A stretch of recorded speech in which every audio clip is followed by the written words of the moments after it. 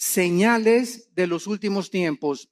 En esta serie que iniciamos hoy, vamos a ver precisamente los tres evangelios, porque Juan no se mete con la profecía.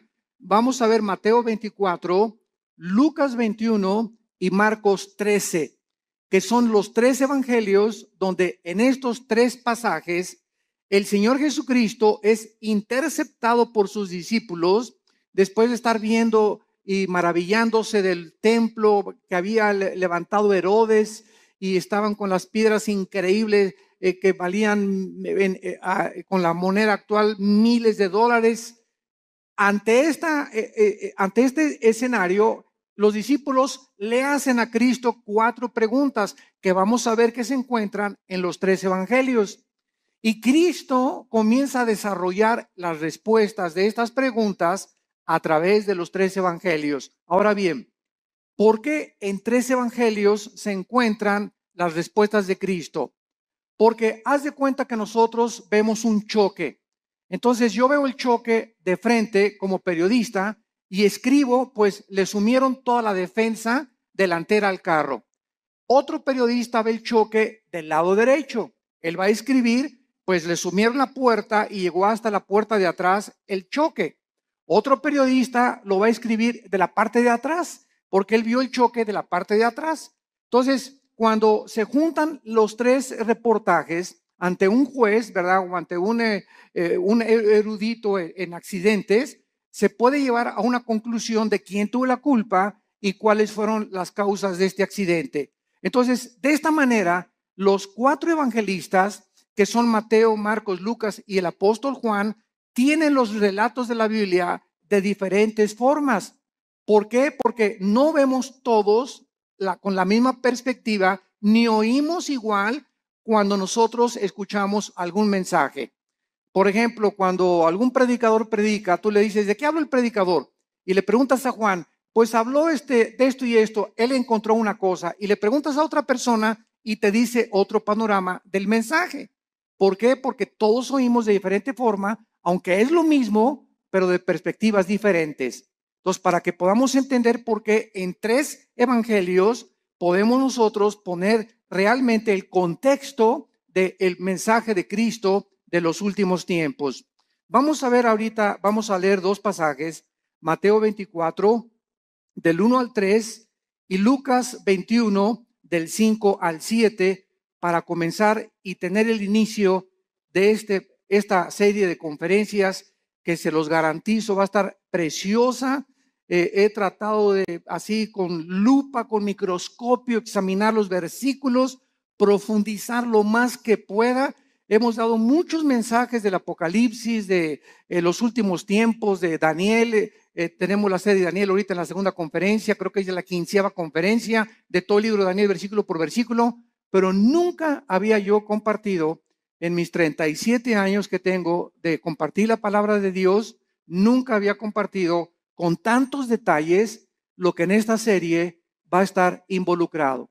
Así que está garantizado, ¿verdad?, que va a ser un estudio hermoso que nos va a dar muchísima luz y nos va a orientar claramente acerca de los últimos tiempos y las señales que debemos ya estar esperando para no confundirnos con tantos falsos profetas, tantos falsos apóstoles, tantos falsos milagros, y la cristiandad está, ¿verdad?, perdida por todos lados.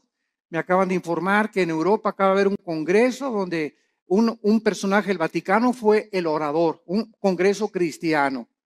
Eso se llama el ecumenismo, o sea, la mezcla entre las otras religiones y el cristianismo y las filosofías orientales, la ensalada del chef. Entonces, esto es a donde se dirige la iglesia, es la apostasía y la ramera de Apocalipsis 17. Se diluye completamente la verdad cuando se mezcla con la mentira.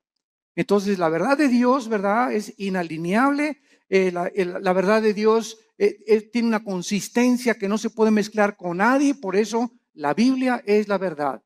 Y solamente en la Biblia podemos encontrar nosotros las respuestas verdaderas a lo que nosotros estamos buscando en la vida. En Mateo 24, versículos del 1 al 3, dice así: cuando Jesús salió del templo y se iba, se acercaron sus discípulos para mostrarle los edificios del templo. Respondiendo él, les dijo: ¿veis todo esto? De cierto les digo que no quedará aquí piedra sobre piedra que no sea derribada.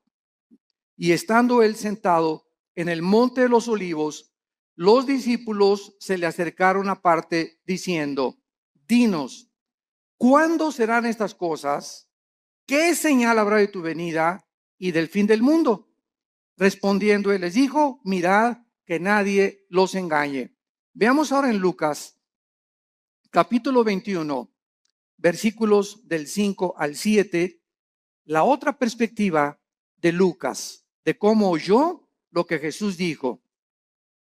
Lucas 21, del 5 al 7. Y a unos que hablaban de que el templo estaba adornado de hermosas piedras y ofrendas votivas, dijo: en cuanto a estas cosas que veis, días vendrán en que no quedará piedra sobre piedra, que no sea destruida.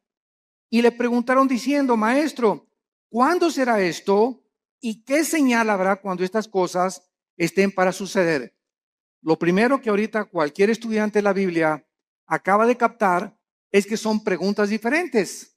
Y vamos a ver que hay 4 preguntas, hay otras en Marcos, pero unas están relacionadas con la destrucción del templo. Esto es muy importante. Vamos a comenzar ya a explicar esto. 2 preguntas están relacionadas con la destrucción del templo y 2 preguntas están relacionadas con las señales antes de que Cristo regrese. Entonces, el Señor Jesucristo estaba en el templo el día antes de su muerte, todo el día, y antes de su arresto. Y los líderes religiosos de Israel en este momento no dejaron un solo minuto en atacarlo, en lanzarle preguntas capciosas. Y aquí ya estaba completamente determinado que los líderes de Israel rechazaron completamente al Mesías. Y al finalizar este día, algo quedó muy claro: Israel rechazaba a Jesucristo como el Mesías. Y después de abandonar el templo, entonces él anuncia lo que acabamos de leer. ¿Ven este templo tan hermoso que adoran todos y estos edificios tan hermosos? Yo les digo que van a desaparecer y van a ser destruidos. Ahora, esta catástrofe de la destrucción que Cristo estaba profetizando, ¿cuándo se llevó a cabo? Esta respuesta fue 70 años después de Cristo, cuando Vespasiano, el emperador romano, envía a Tito, su hijo, general romano, y a sitian Jerusalén y no dejan piedra sobre piedra.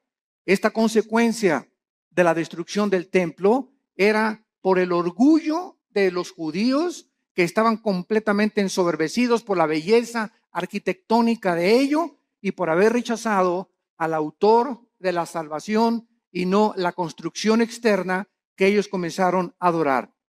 Veamos entonces estas 4 preguntas, porque los discípulos quedaron desconcertados cuando Cristo dijo: el templo será destruido. ¿Cuándo será la destrucción del templo? Pregunta número 1. Esta la hace Mateo, la hace Marcos y la hace Lucas. La segunda pregunta: ¿cuál será la señal de la destrucción del templo? O sea, primero, ¿cómo será la destrucción del templo o cuándo? Y segundo, ¿hay alguna señal para que sepamos que el templo va a ser destruido? Estas preguntas están relacionadas con el templo, como lo vimos anteriormente. Y la tercera y la cuarta es: ¿cuál será la señal de tu regreso? Esta pregunta la hace Mateo y la hace Marcos. Dinos una señal de cuándo vienes, Jesús. Y la cuarta pregunta: danos una señal de que estamos en los últimos días, de que nos encontramos nosotros ahora en esta generación. Y estas preguntas, como dijimos ya, están divididas en los 2 grupos. Las primeras 2 relacionadas con la destrucción del templo que tuvieron lugar después de la primera venida de Jesucristo hace 2000 años. Entonces, las primeras preguntas son relacionadas después de que Cristo murió, y las otras 2 se van a cumplir antes de que Jesucristo regrese. Pero noten ustedes en Mateo 24, antes de que Cristo diga cualquier señal, esto es asombroso, la advertencia que les hace. Antes de contestar las preguntas proféticas, hace una advertencia a Jesucristo. Mateo 24, versículos 4 y 5. Respondiendo Jesús les dijo, miren que nadie los engañe. O sea, él no responde ninguna de las 4 preguntas todavía. Lo primero, antes, esto es importante, de responderles las preguntas, hace una advertencia. Miren que nadie los engañe. Porque vendrán muchos en mi nombre diciendo, yo soy el Cristo, y a muchos engañarán. Damas y caballeros, santos de Dios, muchos hemos relacionado esta respuesta de Cristo, pues con los falsos profetas que han surgido, ¿verdad? Como Jim Jones y David Koresh, y el Dalai Lama y el Maharashi, que fueron falsos profetas. Sin embargo, nos hemos equivocado en ubicar solamente a los falsos mesías y a los falsos cristos dentro del ámbito religioso. Y cuando nosotros conocemos la traducción de la palabra Cristo y Mesías, descubrimos que la palabra Cristo significa el ungido y el Mesías el señalado o escogido por Dios. Entonces, cuando Cristo dice, van a venir muchos en mi nombre engañando a la gente, vemos nosotros la historia principalmente en el siglo XX. Y hagamos un repaso de cuántos hombres en el siglo XX han tratado a través de la política y de la filosofía, dejemos a un lado la religión, a través de la política y la filosofía han tratado de traer el paraíso al mundo. Han tratado de volver a restablecer un sistema de gobierno o una ideología en la que esa es realmente la solución para los problemas del mundo. Tenemos a Carlos Marx, que quiso traer el paraíso o el éxito a través de la lucha de clases, de que si la proletariado vencía a la burguesía, entonces la sociedad iba a vivir igualitariamente, equitativamente, y se iba a acabar la pobreza y se iban a solucionar los problemas, porque el problema desde la perspectiva de él era traer el paraíso, traer una nación o un sistema o una ideología, que es la ideología marxista-leninista, para solucionar los problemas del mundo. Y hasta ahorita todavía, a pesar de que la historia nos muestra que ha fracasado, ¿verdad? Se sigue buscando, porque el anhelo del hombre es recobrar el Edén. Lo que perdimos en el Edén está vivo dentro del corazón humano. Todos estamos buscando una mejor sociedad, más justicia, paz en el mundo, y tenemos 6,000 años de historia y no hemos visto ningún líder, ningún filósofo, ningún ideólogo, ningún político que haya podido decir, esta es la solución, este es el sistema perfecto, el gobierno perfecto, la filosofía perfecta. Todos han sido intentos ¿de qué cosa? De tratar de un Mesías que es la persona, yo soy el que voy a traer realmente la solución. Y así encontramos después de Marx, ¿verdad? Estamos Marx a Lenin, tenemos a Hitler, lo mismo, ¿verdad? No, vamos a crear una superraza aria y vamos nosotros a conquistar Europa. Y todos tienen esta idea de abarcar territorio, conquistar los conquistadores, Alejandro el Magno, Aníbal, Carlomagno, Napoleón Bonaparte. Es la historia de hombres que han tratado de abarcar territorio y llegar a un punto donde gobiernan al mundo, o que ninguno lo ha podido lograr, para que de esta manera, ellos equivocadamente piensan que nos dan a la humanidad el paraíso que estamos buscando. Y así tenemos, ¿verdad? A Hitler, a Adolfo Hitler, a Nietzsche, el filósofo del ateísmo que le dijo, cuyas ideas influyeron en el nazismo, en el fascismo y en el comunismo. ¿Quién era Friedrich Nietzsche? Un alemán que murió en el siglo XIX, siglo XX, y él dijo que había un superhombre que se podía crear y que él estaba influenciado por ciertas filosofías del Medio Oriente para crear a una super raza donde este superhombre no podía ser humilde, no podía ser manso, no podía ser misericordioso, porque estos eran debilidades, así dijo Nietzsche, del carácter humano.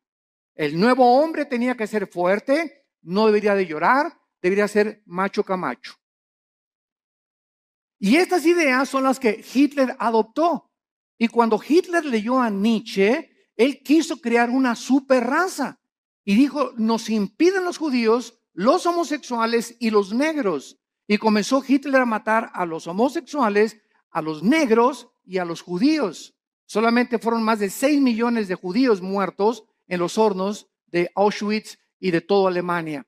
¿Por qué? Porque quería Hitler traer, ¿qué cosa? El paraíso. Quería traer el Partido Nacional Socialista o el nazismo como respuesta a poder el mundo ser mejor. Y así tenemos también a Muammar Gaddafi, el ex líder y dictador de Libia, que derribó un avión con 250 pasajeros saliendo de Inglaterra y que tenía un ejército de 20 o 25 guardaespaldas mujeres. Y cuando estaba solo con ellas, las golpeaba, las violaba, las drogaba a todas. Gaddafi se cambiaba 3 veces de ropa al día. En la mañana se vestía de capitán de barco, al mediodía se vestía de árabe y en la noche se vestía de africano. Era un hombre con múltiples personalidades. Era un hombre, ¿verdad? Cruel, sanguinario. Mató a su pueblo, persiguió a su pueblo y murió igual que Hussein, ¿verdad? Como un animal metido en un tubo, lo sacaron y lo violaron. Cuando lo sacaron del tubo y en la ambulancia le dieron un balazo en la cabeza. Que quería Gaddafi convertir a Libia. Ya no sabía él si era árabe o era africano. Y cuando los árabes lo dejaron por lo loco que estaba, dijo que me voy a hacer africano. Y después quería ser occidental. Y así vemos todos estos dictadores. José Stalin, el dictador de Rusia durante la Segunda Guerra Mundial. Después de la Segunda Guerra Mundial manda a matar a más de 15 millones de personas, incluyendo a su familia, a sus hermanas, a sus papás, a sus primos, porque tenía tal paranoia José Stalin que no podía confiar ni de su mamá. Entonces vemos todos estos hombres en su perfil psicológico trayendo el paraíso al mundo, colocándose como Mesías y síganme a mí y yo soy el papucho de los papuchos. Y así tenemos, ¿verdad? Al Maharishi, también los filósofos orientales, el Maharishi que cuando los Beatles, el famoso grupo inglés, en los 60s, a principios de los 70s, viajaron a la India. John Lennon viajó a la India y allá conocieron al Maharishi, las filosofías orientales. Y cuando John Lennon regresó de la India, trajo la marihuana a Inglaterra. Y entonces comenzó a publicar así como si fuera un chiste. Fumamos marihuana. Y en la época de los 60s y los 70s, el 80% se calcula de los jóvenes en el mundo, en Europa y en América, le entraron a la Verde y a la Golden de Acapulco, a la marihuana. Era un mundo, ¿verdad?, donde la marihuana era lo más normal en esa época de los 60s o de los 70s. Entonces, ¿por qué? Porque el Maharishi dijo, al llegar a Los Ángeles, Dios está llegando a Los Ángeles. Y él fue el que le dijo a John Lennon, porque John Lennon, una semana antes de que lo asesinaran en su edificio en Nueva York, John Lennon dijo a los periodistas, una semana antes, yo soy más famoso y más grande Mesías que Jesucristo. Y a la semana lo asesina un loco, ¿verdad?, que venía de Hawái, que dijo que oyó unas voces que no entendía por qué, él nunca había matado a nadie, que le decían las voces, mata a John Lennon. Y fue y lo mató. Vemos nosotros la obra de Satanás, ¿verdad? Y cómo Dios se hizo un lado ante un hombre que lo estaba retando y estaba diciendo que era mayor que su hijo Jesucristo. Y así tenemos a Jim Jones, que se llevó a 900 personas a la Guyana, 1978, junto a Venezuela en la Guyana. 995 personas les da a beber veneno con Kool-Aid, porque les decía que iba a venir la Tercera Guerra Mundial y que era mucho mejor morirse que poder que seguir viviendo, y todos se bebieron el veneno, llegaron y encontraron a todos boca abajo, ¿verdad? 995 personas que este hombre las engañó y les dijo que él era Dios, que él era un Mesías. Cuando llegaron a la Guyana les dijo a los esposos, sus esposas son mías. ¿Quién, te preguntas, en sus 5 sentidos puede entregarle su esposa a un loco? O para que se le entregues tienes que estar igual de loco o más loco que la persona que te la pide. Entonces vemos que esto es posible en la naturaleza humana.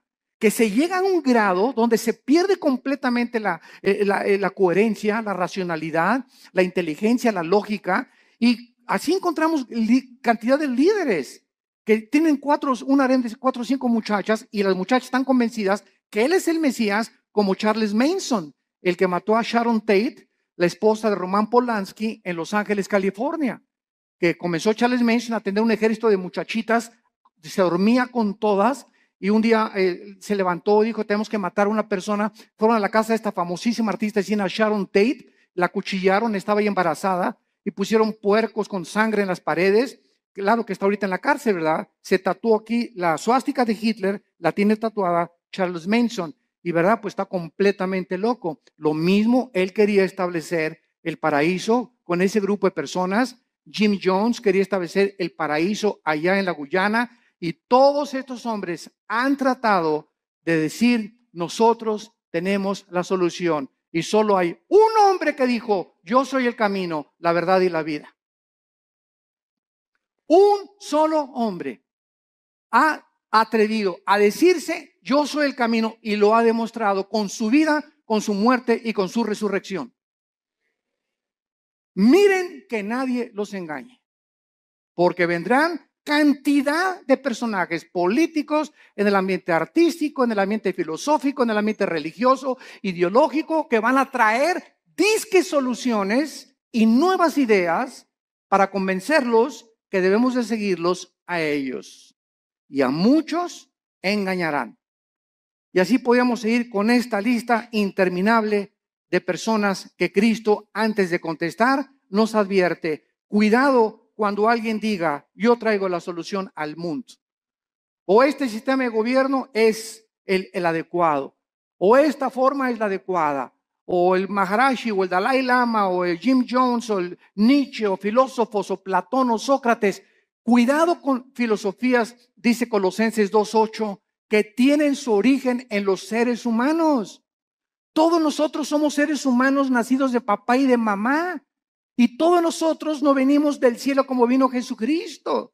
Él es el único que el Padre envió al mundo. Él venía del Padre, regresó al Padre, y el Padre lo envió para mostrarnos que Él era el camino, la verdad y la vida. Y dichosos aquellos que han podido venir a la cruz y encontrar en el Hijo de Dios la respuesta a su problema, no solamente existencial, sino a su problema también de pecado y de la vida eterna.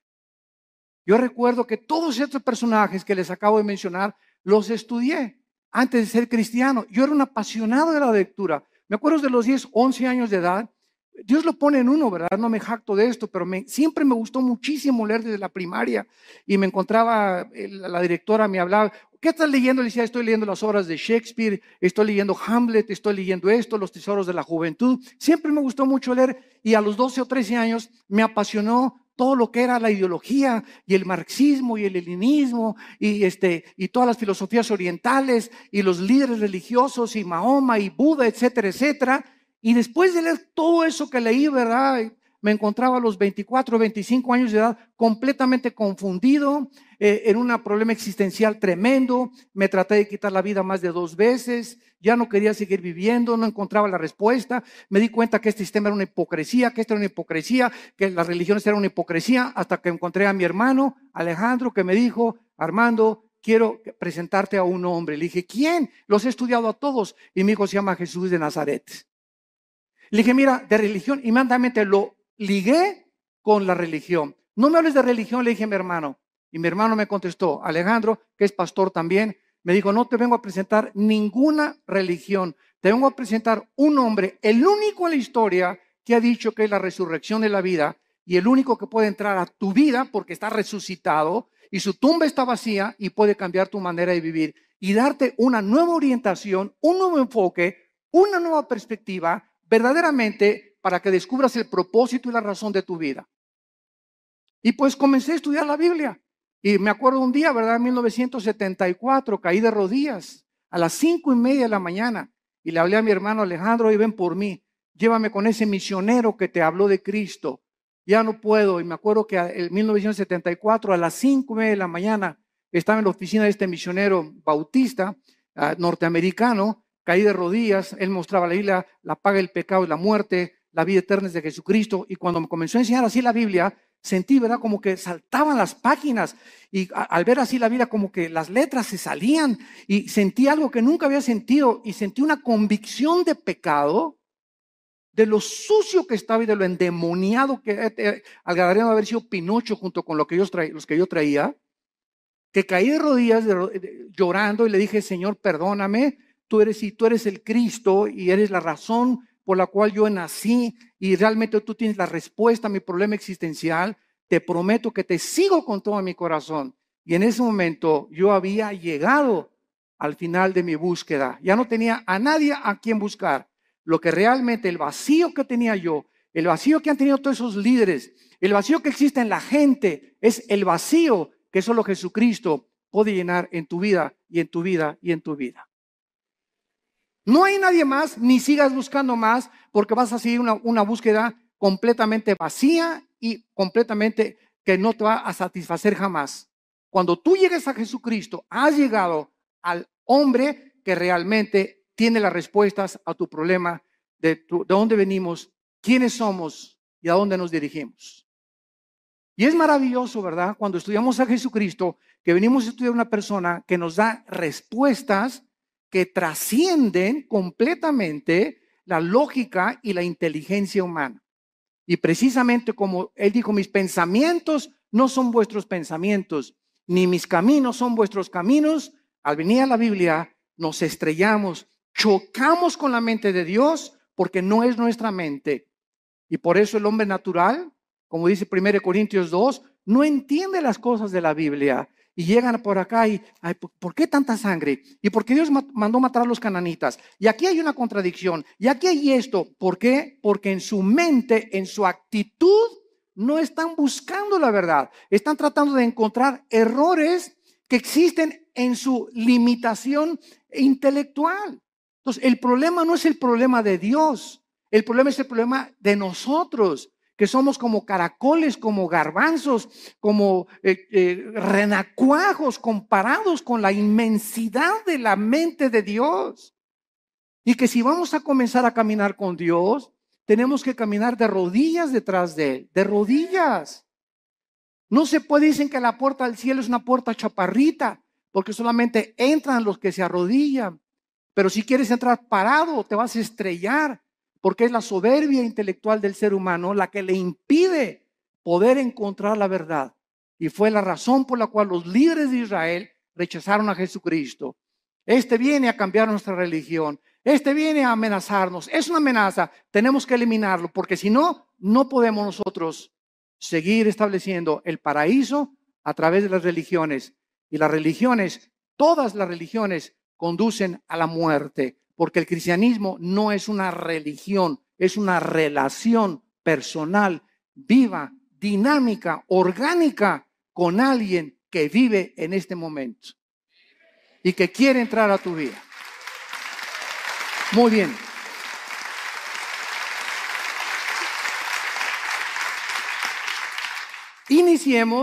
Iniciemos ahora las respuestas a las preguntas 1 y 2. Que recordamos están relacionadas con la destrucción del templo.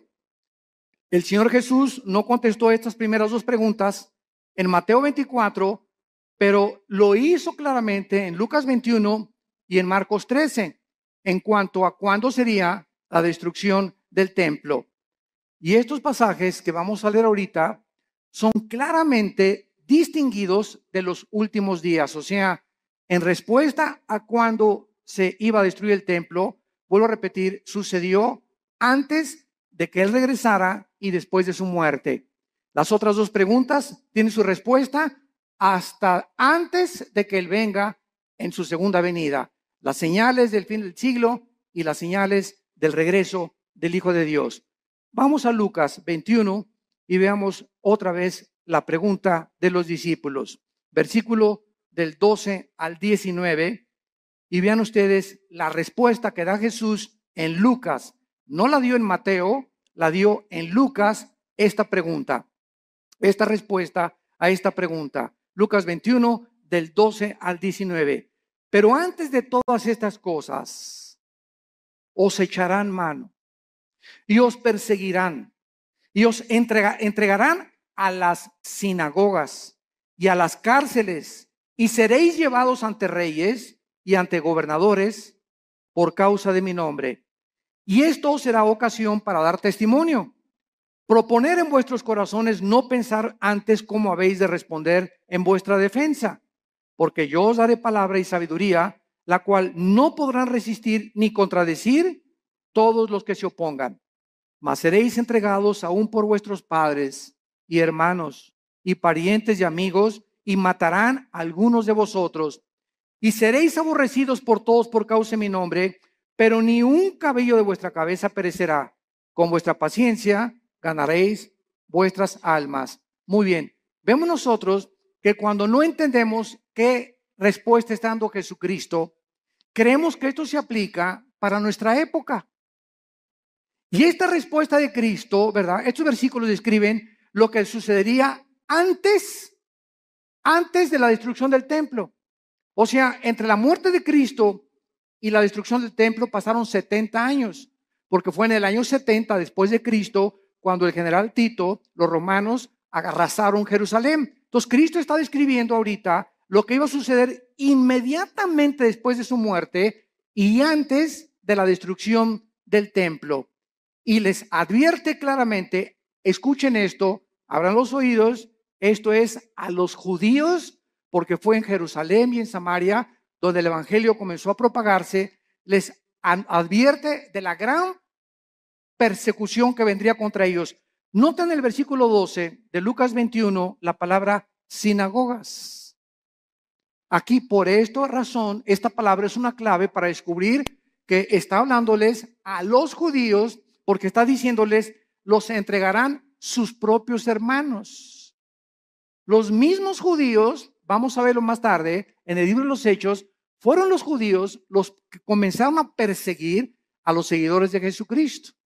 Y veamos nosotros en Marcos 13, versículo 9, Marcos 13, 9, pero mirad por vosotros mismos, porque os entregarán a los concilios y en las sinagogas os azotarán.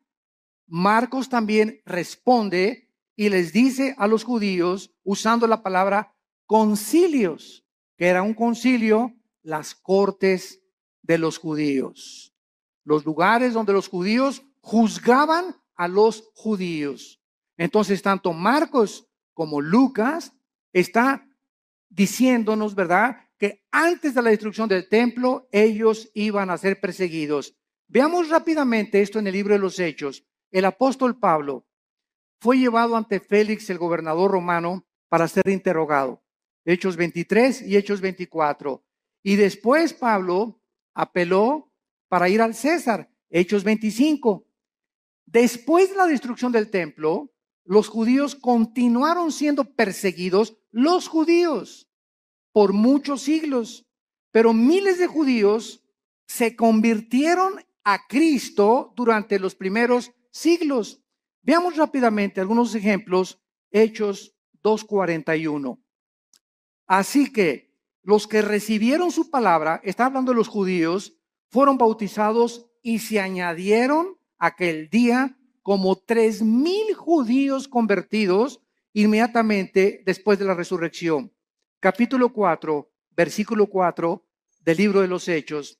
Pero muchos de los que habían oído la palabra creyeron, y el número de los varones era como 5,000. De 3,000 se agregaron 2,000 más conversiones de los judíos. Capítulo 6, versículo 7.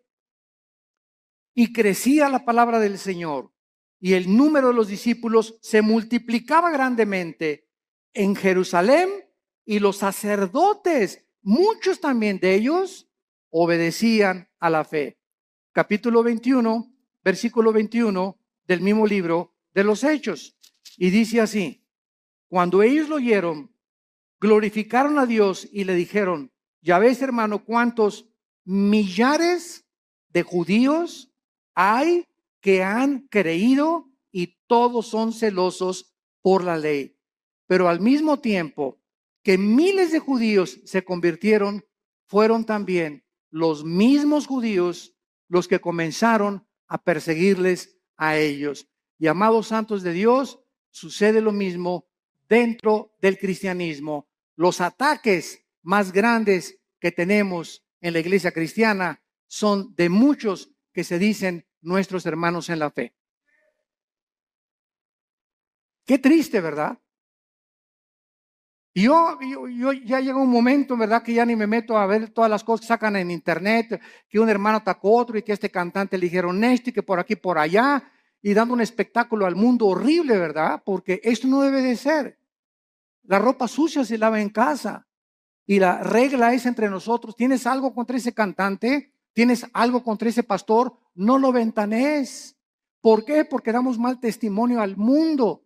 Ve con ese hermano o mándale un correo a ese hermano y dile, yo no estoy de acuerdo con esto y con esto por usted. Dígame si a lo mejor yo estoy equivocado. Porque muchas veces nos erigimos como jueces y como dueños absolutos de la verdad. No, y lo que tú declaraste, ¿verdad? Dice, ok, pues demuéstramelo con la Biblia. Y si me lo demuestras con la Biblia, lo acepto humildemente. Porque no hay un solo hombre más que Jesucristo. No ha existido nadie que sea perfecto, ni que tenga todo el horizonte de la verdad en posesión de él. Jeremías conocía algo de la verdad, Isaías otra cosa, Habacuc otra cosa, Zacarías otra cosa, Malaquías otra cosa, Lucas vio las cosas diferentes, pero todos teníamos o tenemos, ¿verdad?, la misma consistencia de la verdad y las mismas verdades esenciales, pero vistas de otras maneras. Hay hermanos nuestros que dicen, ¿verdad? Tú vas a su iglesia que necesitas hablar en lengua, si no, no tienes al Espíritu Santo. Así están viendo ellos algunos versículos que así les han enseñado y ellos no se han puesto a ver la verdad. Ves a otra iglesia de otra denominación y te dicen pues que el bautismo es a los niños y que de chiquitos los puedes bautizar por aspersión. Así ellos ven el bautismo, otros no, ¿verdad? No, tienes que someterte debajo del agua para realmente ser bautizado conforme a la Biblia. Otras iglesias creen que los cristianos pueden tener demonios, otros dicen que un cristiano no puede tener demonios. Todas estas cosas no son esenciales. No, o sea, el día que estemos en el cielo, me voy a encontrar un hermano que me dijo que yo que tenía que hablar en lenguas y va a estar conmigo en el cielo. Me voy a encontrar a los hermanos que creían que tenía demonios y a los que no creían que tenía demonios. Me voy a encontrar en el cielo a los que dijeron que el bautismo del Espíritu Santo es una experiencia subsecuente a la conversión, que después de que te conviertes necesitas el bautismo del Espíritu Santo. Aunque yo no creo eso, ¿verdad? Hay muchos que lo creen, pero me los voy a encontrar en el cielo. ¿Por qué? Porque eso no es lo que nos va a salvar. Lo que nos salva es la sangre de Jesucristo. La salvación por la gracia de Dios y que sin ninguna obra de la ley recibimos nosotros el perdón de pecados. Mientras tú creas estas verdades esenciales, estas demás cosas en las que estamos peleando, ¿verdad?, no son esenciales. Y es importante que todos tengamos otra perspectiva, porque así la tenían los discípulos. Pedro y Juan le dijeron un día a Cristo que caiga fuego del cielo y vamos a matar a estos infelices, ¿verdad? Los hijos del trueno, los hijos del Zebedeo les llamaron. Los otros discípulos no eran así. Pedro era arrebatado y Pedro era esto. Juan era todo lo contrario, todo calmado, todo tranquilo, retratado siempre en el pecho de Jesucristo, etcétera, etcétera. Tomás el Dídimo era agnóstico, ¿verdad? Y todo lo dudaba, pero ninguna de estas cosas les impidió que pudieran concentrarse, puestos los ojos en lo que es más importante, en Jesús, el autor y el consumador de nuestra fe. Muy bien. Y vemos ahora la otra pregunta en esta misma cuestionamiento que le hacen a Cristo. Ahora, ¿cuál será la señal de la destrucción del templo? Ya contestamos, ¿cuándo será? Cristo está diciendo, antes de que el templo se destruya, pasará esto y esto y esto y esto. Los van a perseguir, los van a echar de las sinagogas, los van a juzgar sus propios hermanos. Y ahora les voy a decir, ¿cuándo será esta señal? La historia nos confirma, esto es asombroso. La historia nos confirma que la Biblia es la palabra inspirada por Dios. Las profecías lo confirman, la genética lo confirma, la geografía lo confirma, la arqueología lo confirma, la antropología, la física, la química, la literatura y cualquier rama o cualquier disciplina que tú puedas estudiar confirma la veracidad y autenticidad de la inspiración del libro que tenemos estudiando en esta mañana. El levantamiento de los judíos contra los romanos ocurrió en el año 66 después de Cristo. Apúntalo. Ahí comenzó cuando los judíos comenzaron a tratar otra vez de liberarse del yugo de Roma, con la dramática derrota final en la famosa montaña del Masada. No sé cuántos de ustedes han ido a Jerusalén. Los que nos han acompañado en los viajes a Jerusalén, nunca dejamos a un lado Masada. Masada es una como montaña inmensa y nos suben por funicular. Nos suben por funicular y hasta allá arriba de Masada están los baños donde se bañaba Herodes, que tenía vapores y todo. Es como un cráter hasta arriba de la montaña. Y ahí los últimos judíos que fueron alcanzados por los romanos como no podían subir y hacer la guerra, los sitiaron, creo que fueron 4 o 6 meses, según el escritor romano Flavio Josefo y Plinio, que fueron escritores del primer siglo de la época cristiana. Y entonces los romanos los sitiaron y los dejaron morirse de hambre. O sea, pues ya se les acabó la comida, ¿verdad? Y se esperaron hasta que ya no tuviera nada. Entonces los judíos, para que los romanos no subieran y violaran a sus esposas y mataran a sus hijos, se suicidaron. Se cortaron todos, ¿verdad?, con la espada y encontraron a más de 900 judíos ahí muertos. Fueron los últimos judíos que resistieron al imperio romano. El emperador Nerón se suicida en el año 68 después de Cristo, y Vespasiano, que era su principal general, ocupa el imperio de Roma. Vespasiano manda a Tito a que rodee Jerusalén y que acaben completamente con todos. Y no hubo ningún cristiano, escuchen esto, ningún cristiano mesiánico. O sea, de aquel tiempo, como ya vimos, había casi más de 5,000 convertidos. Ninguno de estos fue muerto en el sitio contra Jerusalén porque creyeron en las palabras de Jesucristo. Les salvaron de la masacre haber obedecido a Jesucristo.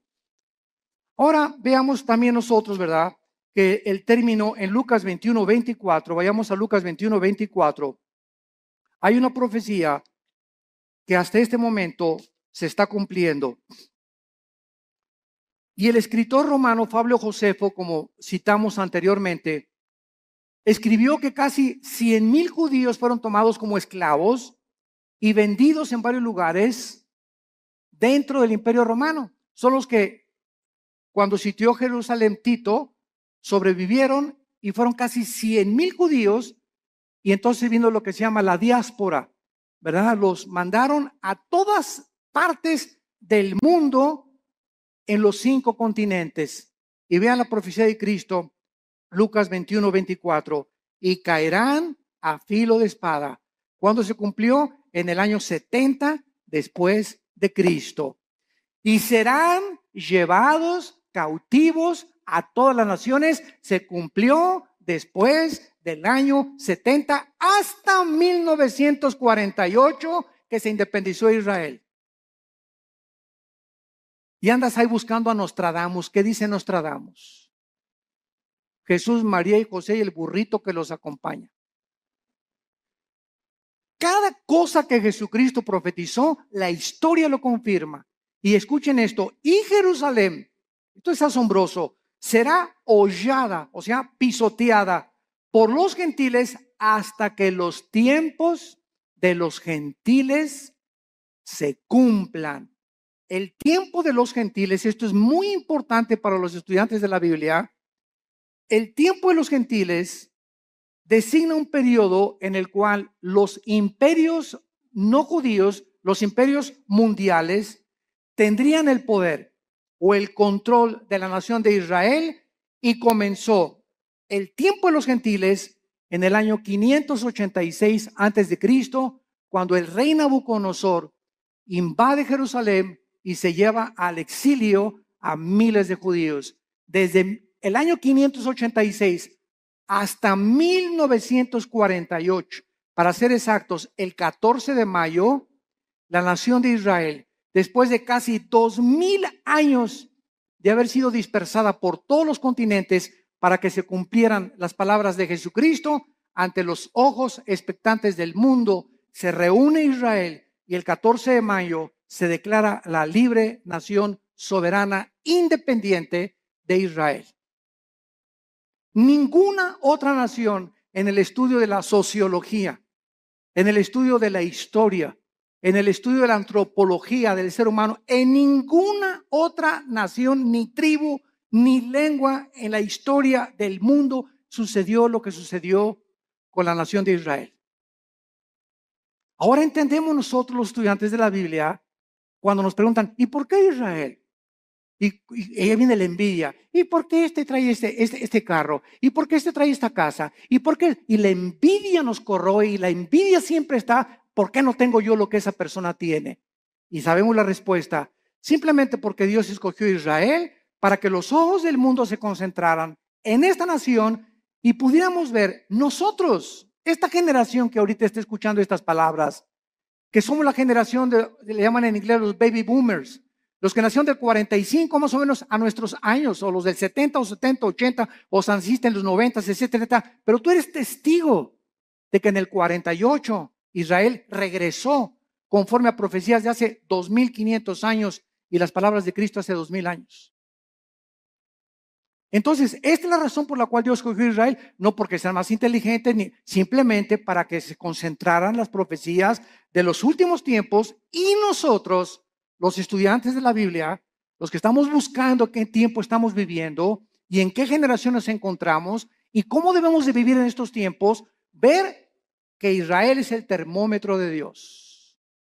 Israel es el termómetro de Dios. Y todo lo que sucede en Israel físicamente sucede en el mundo espiritual.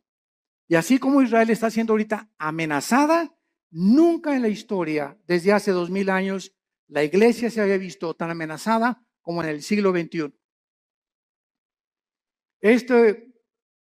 Nueva legislación de los matrimonios gays.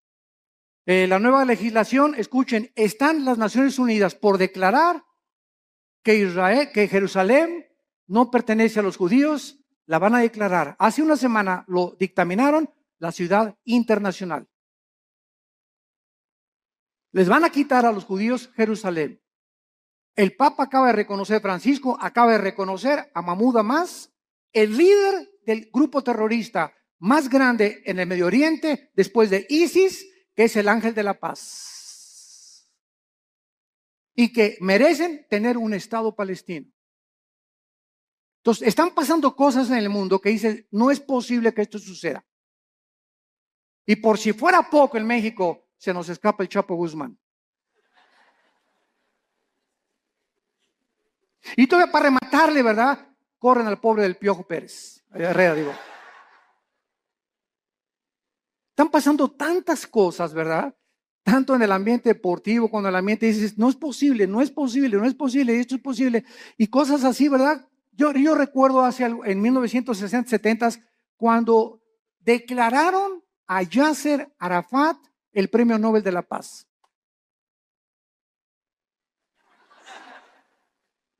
¿Cómo es posible que al más grande líder terrorista, que en 1972 mató a más de 15 atletas judíos en Berlín, en las Olimpiadas en Múnich, en Berlín, en Alemania, ¿cómo es posible que lo hayan declarado el Premio Nobel de la Paz? ¿Cómo es posible que ayer perdió la América?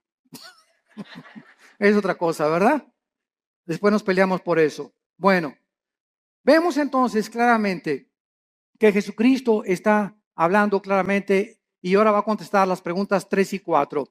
Vamos a Mateo otra vez y vemos nosotros en Mateo que en respuesta a estas preguntas, Cristo comienza a describir varias señales que aparecerán antes de que Él regrese. Como guerras a gran escala, pestes, hambres, terremotos, martirio de creyentes, falsos profetas, odio y poco amor entre los cristianos. Mateo 24, versículos del 4 en adelante. Respondió Cristo, mirad que nadie los engañe. Ya vimos esta advertencia detenidamente, porque vendrán muchos en mi nombre diciendo yo soy el Cristo, oirán de guerras y rumores de guerras. Aquí nos detenemos rápido Todo esto lo vamos a examinar con muchísimo detalle. Y vamos a ver cuántas guerras ha habido. Porque muchas guerras siempre ha habido. Muy bien, estoy de acuerdo contigo. Pero nunca hasta el siglo XX se formó la Primera Guerra Mundial. 1914-1917. No fue hasta el siglo XX. Y años después, en 1939 al 45, la Segunda Guerra involucra a las naciones del mundo. Y de la Segunda Guerra Mundial a nuestros días, que se formó la famosa Naciones Unidas para tratar de impedir bombas atómicas como las que soltaron en Hiroshima y en Nagasaki en 1945, ha habido más de 350 revoluciones y golpes de Estado. Y ahorita el mundo se encuentra al borde de una guerra nuclear. Con nuestra tecnología y nuestros estudios científicos y el ateísmo y toda la soberbia del hombre, nos encontramos al borde de nuestra propia autodestrucción. Y si no lee el periódico de ahorita, el Reforma, el de mañana, que ya comenzó la Guerra Fría, Rusia está mandando aviones bombarderos rodear Canadá y Estados Unidos. Estados Unidos mandó hace 2 semanas 235 tanques a Ucrania y a Crimea. Están mandando ahorita F-16 y F-22 también a Europa, porque creen que realmente Putin va a tratar de apoderarse de Estonia, de Eslovenia, de Lituania, para poder conquistar todo el sur de Europa y comenzar a expandir su poderío. Y como Putin apoya a Irán, y detrás de ellos está la China, y son los 3 principales miembros del Consejo de Seguridad de las Naciones Unidas, el mundo se encuentra ahorita bajo estas 3 naciones. Estados Unidos es un cero a la izquierda ya completamente. Europa no puede intervenir porque el gas de Rusia, que provee el 65% a Europa, dependen del gas, dependen del petróleo del Medio Oriente. Y en el Medio Oriente, Irán, Rusia y China se encuentra ahorita la amenaza contra el mundo occidental, Europa y las Américas. Hay un vacío de liderazgo en el mundo. Una vez que Estados Unidos ha caído, ya no va a haber ninguna nación que defienda a otra. Queda la OTAN, la Organización de Países del Atlántico del Norte, para defender a algunas naciones. Las que no están en la OTAN no tienen con qué defenderse. Y está el mundo ahorita hirviendo ante la naturaleza humana, contestando la pregunta en Santiago 4, 1 y 2. ¿De dónde vienen las guerras? Dice Santiago 4, versículo 1 y 2, de las pasiones dentro de nosotros que combaten. ¿De dónde viene tu envidia por tu vecino? ¿De dónde viene tu envidia por los ricos? ¿De dónde viene la envidia o el desprecio de los ricos hacia los pobres? ¿De dónde viene el racismo? ¿De dónde vienen todas esas pasiones dentro de nosotros que son la soberbia, la ambición? Todas esas cosas que son negativas al alma y que te enferman en la mente porque estás viendo distorsionadamente la perspectiva humana. ¿De dónde viene? La Biblia nos da la respuesta: del pecado. De esa fuerza maléfica que está dentro de nosotros y que tiene que ser dominada únicamente por el Espíritu Santo. Y mientras tanto puedes ir a Alcohólicos Anónimos, Neuróticos Anónimos, Marihuanos Anónimos, al psicólogo, al psiquiatra. Puedes hacer todas las panaceas que estés buscando para poder encontrar que le quiten la locura a mi hijo, que cambien la marihuana a mi hija, que mi hija no sea prostituta. Podemos ir buscar miles de cosas. No hay nada en el mundo más que la sangre de Cristo que cambie el corazón humano. Todo lo demás son panaceas y esfuerzos inútiles de poder transformar al ser humano en un ser altruista, amable, considerado, perdonador, sin envidia, sin ambiciones, sin avaricia. Solo Cristo puede hacer este milagro en el corazón de los seres humanos. Dejamos hasta acá nuestro estudio y te damos las gracias, Señor, por tu palabra. Te damos las gracias, Señor, por haber delineado con... Muy buenas a todos. ¿Qué tal? ¿Cómo estáis? Quiero que ahora mismo puedas poner en el chat de dónde estás viendo este directo, este vídeo, de dónde nos estás viendo aquí en este directo. Y también quiero que veamos la segunda parte, porque esta parte me ha parecido muy interesante. Es la parte número 1 del estudio de las señales de los últimos tiempos, y vamos a ver la parte número 2. Creo que ha sido muy interesante, y aquí está la parte número 2 de este estudio. Y dejadme en los comentarios de dónde nos estáis viendo, si tenéis alguna pregunta, alguna sugerencia, petición de oración. Dejadlo en los comentarios, porque luego pues estaremos hablando un rato. Pero quiero saludaros a todos. Un saludo ahí a los que han escrito por el chat. A Luis Reyes, saludos a Oscar Hernández, bendiciones, saludos desde Houston, Texas. Rafael Holguín, que siempre está ahí atento, desde México. Muy verdadero, todo viene del corazón duro, no arrepentido. Totalmente, todo viene de ahí. Todo viene de ahí. Y quiero que ahora mismo vayamos a ver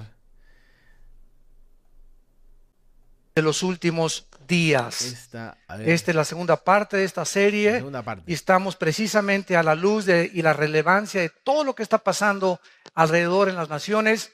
Venir a este libro maravilloso que es la Biblia, no al libro de Nostradamus, ni del Islam, ni de los judaísmos, ni del hinduismo. Ninguno de los libros sagrados que existen alrededor de la Biblia contiene las profecías tan exactas y la sobrenaturalidad que la Biblia nos ofrece para que el que quiera tener oídos, que oiga.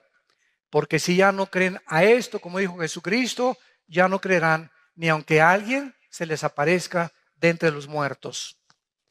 Abran su Biblia en Mateo capítulo 24 y estamos viendo que Jesucristo contestó algunas preguntas que le hicieron antes. Ya esta es la víspera ya de su muerte, que los discípulos estaban concentrados en estas preguntas. Y en Mateo 24, cuando Jesús salió del templo y se iba, se acercaron sus discípulos para mostrarle los edificios del templo. Respondiendo él, les dijo: ¿veis todo esto? De cierto os digo que no quedará aquí piedra sobre piedra que no sea derribada. En otras palabras, esta profecía se cumplió 70 años después de que lo crucificaron, cuando el general Tito, con una legión romana, llegó a Jerusalén, enviado por Vespasiano, su papá, el emperador romano, y destruyó completamente la ciudad de Jerusalén. Y desde el año 70 hasta el 14 de mayo de 1948, Israel vivió dispersado en la diáspora por todas las naciones. Los corrieron de España en 1589, cuando la expulsión tremenda. Los corrieron de Francia, los corrieron de Europa. Por todos lados, casi 2000 años los judíos vivieron dispersos.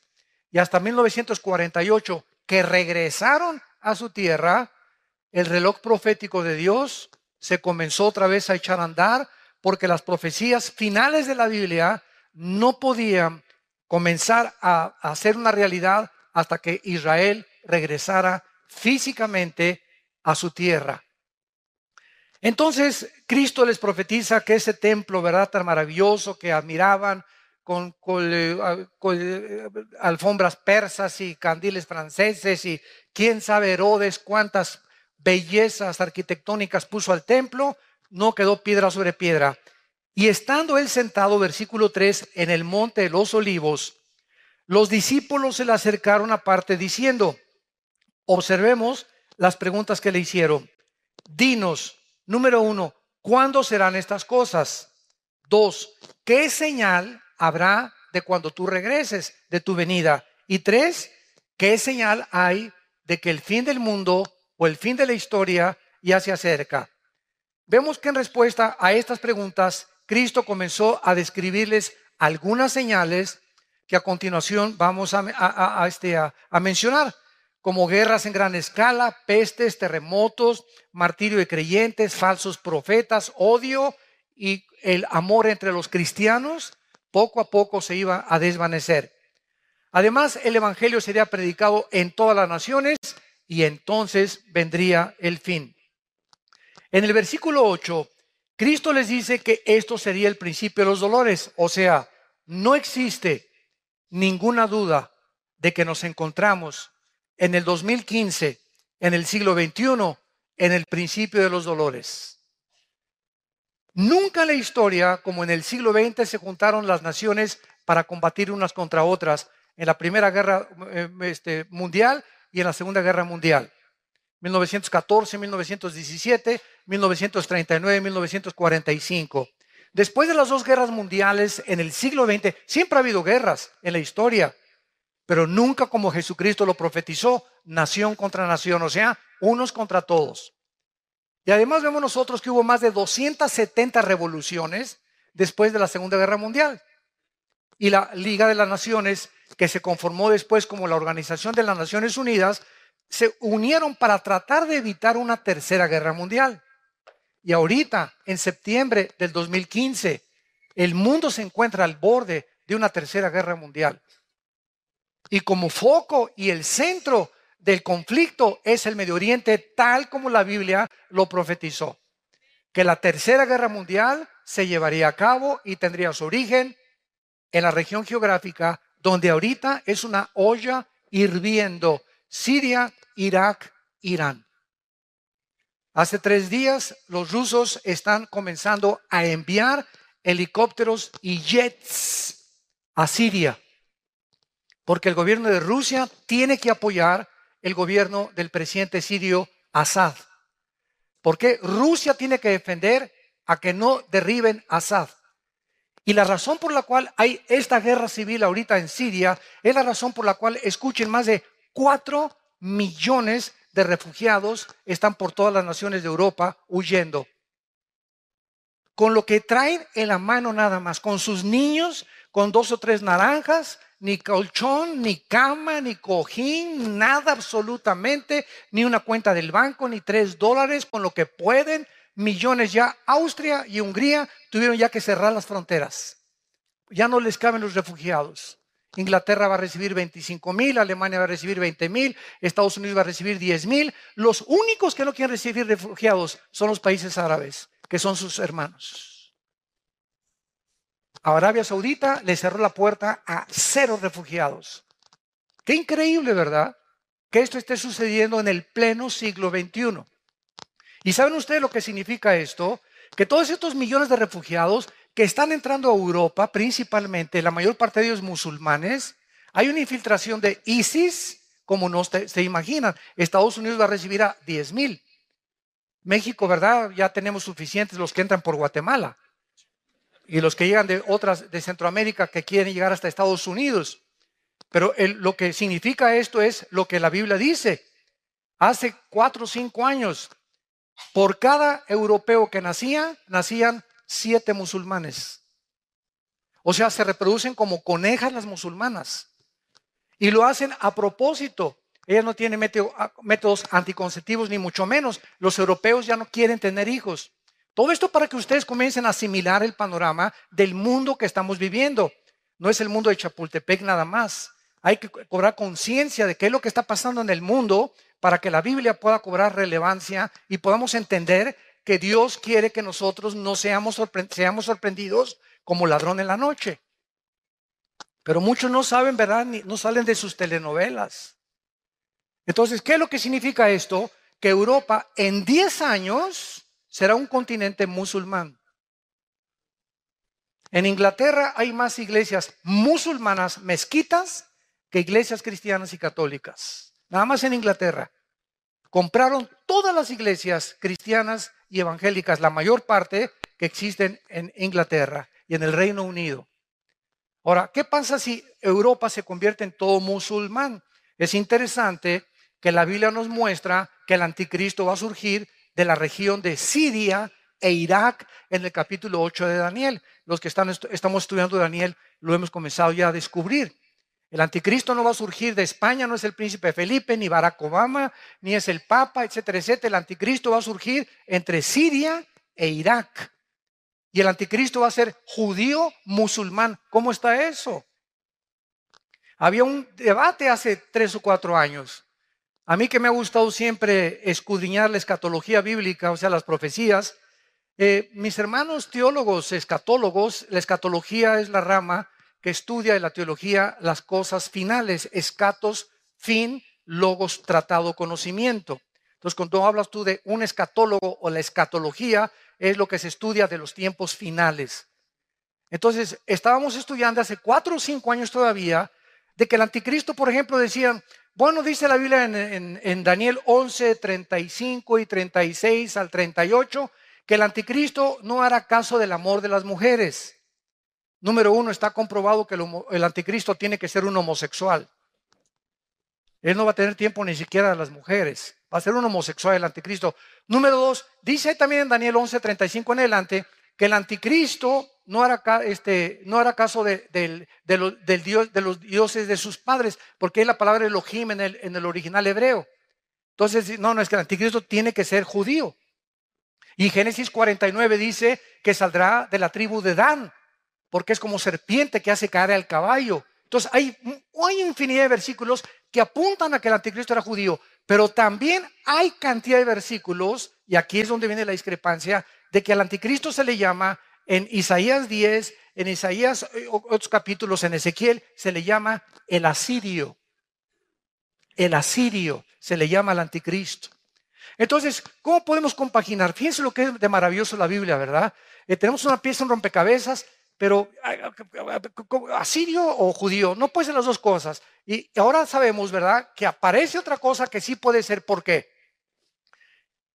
Hace 2700 años, o sea, 700 años antes de Cristo, los asirios se llevaron cautivas a las 10 tribus de Israel a Siria en el año 722 antes de Cristo. Síganme con cuidado. Desde el año 722 antes de Cristo, estamos hablando de hace 2722 años hasta la fecha, esas 10 tribus de Israel se mezclaron con el mundo entero. Y por eso hay ahorita muchos en México que sin saberlo son de ascendencia judía. El apellido Pérez, por ejemplo, es judío. Díaz, González, los EZs tienen mucha relevancia con el Medio Oriente. Y hay italianos judíos, hay nicaragüenses, sin que lo sepan ellos, hondureños. Hay negritos en Etiopía judíos. Entonces, el judaísmo no es solamente las personas que están en Israel, porque las 10 tribus se mezclaron con el mundo entero. Y fue precisamente en Asiria donde está el conflicto ahorita. Entonces, el anticristo tiene que ser forzosamente judío, pero al mismo tiempo musulmán. Porque para que él gobierne Europa, y si en 10 o 15 años Europa es un continente musulmán, nadie va a obedecer al anticristo con otra religión.